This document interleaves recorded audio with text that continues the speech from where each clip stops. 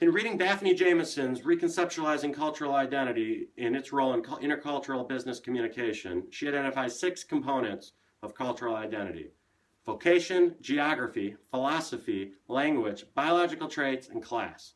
In thinking about myself, the one that stuck out to me as most influential is class. Now, class can be broken into 3 subcomponents: educational, social, and economic. Now, education to me is really your educational level. Now, social and economic can be merged into a single bucket, socioeconomic. For me, I was raised in an upper middle class, white collar community. So what does that mean? Well, we had similar views on appropriate versus inappropriate behavior, how to socialize in polite society, what were the appropriate manners, behaviors, and actions. So this really was on full display when I moved to New York for 2 years. I moved out to Long Island and I hosted a dinner party. And at this dinner party was 2 groups of people. It was my friends from Michigan who lived out in the Northeast, and then it was native Long Islanders who I had become friends with. So at this dinner party, we served steaks. So one by one, I served the steaks to everybody. My Michigan friends received their steaks, and they didn't move. They continued to have their polite conversations. My Long Island friends received their steaks, and they picked up a steak knife, and they dug in and started eating. So what happened? Well, my Long Island friends weren't cultured in a way where it was impolite to eat until everyone was served, whereas my Michigan friends knew that it was impolite to eat until everyone was served.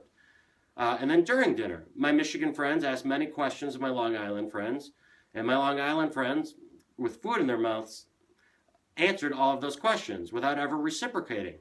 So it's not a judgment against them, it's just that they weren't raised to, ask questions of your guests and of the people you're talking to. They were just happy to talk about themselves.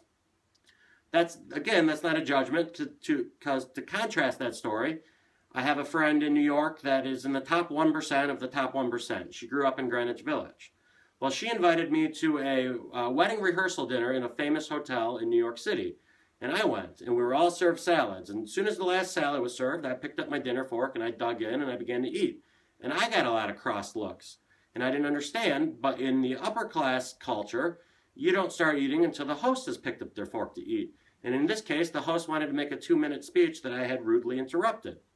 So what does this teach us? Well, I have really learned 2 things from this. First, culture is really an unspoken language of behaviors. People in the club know these and take them for granted, but an outsider is quickly exposed as not knowing the rules. But secondly, culture doesn't necessarily reflect intelligence, but only habit.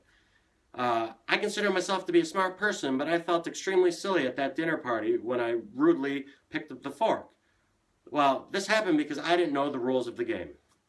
Thank you.